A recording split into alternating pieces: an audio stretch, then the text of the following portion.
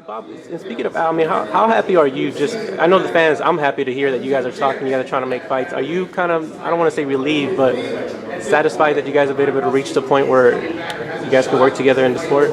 It's always good to be out of litigation and to be able to have normal conversation about putting on events with another promotional company. So yeah, I mean, that's always good.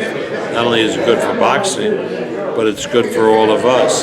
Litigation's behind us, and now we can get busy putting fights together and doing business. Just a couple more questions, Bob. Speaking of litigation, I know you and Mikey finally cleared your stuff up. I talked to him and Robert, and there's still some fights that they like with Top Rank that you guys have. I mean, from your side, would you still be willing to work with them even if you're not the promoter and make fights, considering maybe a Crawford and Mikey Garcia fight? Well,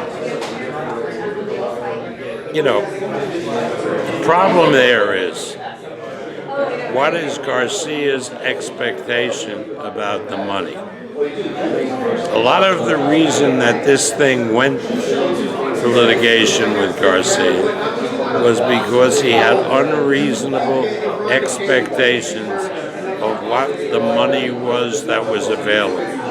That's the problem with a lot of these guys. It's not like we're creaming off an unreasonable share of money and there's nothing left for the fighters like UFC does. Mm-hmm. But no, that's not the case. We weren't making any money on Garcia's fights, to speak of.